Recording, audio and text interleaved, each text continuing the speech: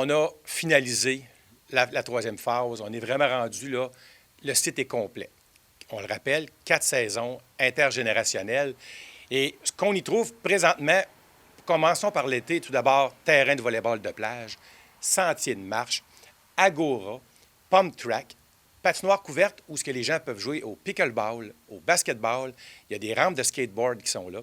On a une piste d'hébertisme pour les jeunes un peu plus loin et toujours jumelé à un sentier de 1,3 km de long. Donc, pour l'été, chacun y trouve pour son compte. Il y a aussi un site d'entraînement avec des équipements qui sont déjà là, avec des exercices préétablis. Donc, tu arrives là, tu peux suivre les exercices avec les appareils qui sont déjà en place. Toujours en pleine forêt. Donc, on en est très, très, très satisfait pour ce qui est de l'été.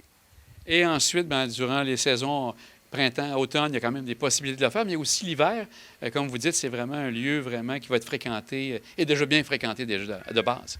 Effectivement, je le dis depuis longtemps, c'est vraiment rendu le centre névralgique à Bois-Châtel. La population s'y retrouve.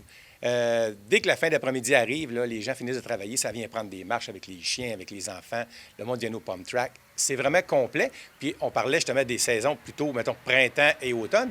Bien, avec la patinoire couverte, ça nous permet de prolonger les activités parce qu'il n'y a pas de pluie. La Saint-Jean-Baptiste a été cancellée à beaucoup d'endroits où ils ont dû déplacer leurs activités à l'intérieur. Nous, on l'a fait quand même à l'extérieur sur le site couvert et on était à l'abri des intempéries. Pour ce qui est de l'été, vraiment, c'est un plus pour tout le monde. On n'est pas toujours certain de la température qu'on va avoir à Québec, mais ici, à Bois-Châtel, on est capable de réaliser nos activités quand même. Pour l'hiver, on le rappelle toujours, 13 km de raquettes, 18 km de ski de fond, 5 km de sentiers de marche, la patinoire glacée pour les plus grands, une patinoire glacée pour les plus petits. On en a pour tous les goûts. Au départ, ce n'était pas le projet que vous aviez en tête. Ça avait commencé lentement, mais sûrement en 3 phases. Qu'est-ce que vous aviez en tête dans les débuts? Bien, l'objectif au départ était vraiment la patinoire couverte. On avait une patinoire qui était désuète, avec des bandes qui faisaient pitié. Il ne faut pas se le cacher, là. Puis moi, je trouvais que ce n'était pas digne de ce qu'on offrait à notre population. Donc, on est vraiment allé... La première phase était vraiment la patinoire couverte. On la voulait belle, grande. On l'a fait de grandeur Ligue nationale aussi. Donc, on la voulait vraiment pour les années futures. On ne la voulait pas pour quelques mois. Dire après ça, on aurait donc dû la faire plus grande. On l'a fait de grandeur Ligue nationale. Donc, on est vraiment conforme à ce niveau-là. On avait dans notre tête, bon, de jumeler à ça la raquette, le ski de fond, tout ça. Puis, bien là, de fil en aiguille, tant qu'à avoir un centre intergénérationnel, pourquoi pas le rendre 4 saisons? Donc, 4 saisons fait qu'on est rendu aujourd'hui avec toutes les installations où ça déborde ici, que ce soit le camp de jour qui est ici durant la journée. Il y a toujours des gens qui sont ici pour venir profiter de nos installations. Et c'était un projet global de combien en tout et partout?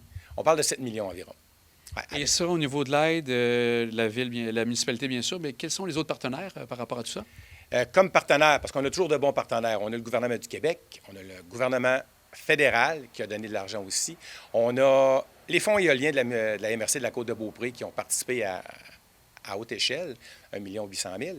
Puis, on a notre partenaire de toujours, Desjardins, qui fait partie du lot avec 250 000 pour la dernière phase seulement. Ici, on est dans l'espace du centenaire qui a été commandité aussi par Desjardins à l'origine. Donc, Desjardins, il est quand même pour beaucoup là-dedans. Puis, on a aussi comme partenaire très important le Club de golf Royal Québec qui nous a cédé une partie de terrain pour qu'on puisse le faire à grande échelle. Sinon, on aurait été sur un rayon très restreint pour bâtir nos infrastructures. Vous dites que vous l'avez fait pour les gens de la municipalité. Les commentaires en général, les gens sont très contents? Sérieux, on rencontre des gens et que du positif. Souvent, on est porté à entendre de parler, de retenir des commentaires négatifs. Du tout. J'ai pas grand monde qui me donne des commentaires négatifs. Au début, le commentaire était « vous avez déboisé ». Effectivement. Mais quand on regarde le reboisement qui a été fait depuis le temps, puis on est vraiment juste dans la dernière phase, dans 5 ans, là, plus personne ne va se rappeler du boisé qu'il y avait ici, qui était quand même un boisé sauvage, qui n'avait pas toujours des beaux arbres dedans. On les a protégés, on a gardé les plus beaux, on a coupé les moins beaux ou ceux qui étaient vraiment nuisibles. C'est ce qui donne ça aujourd'hui.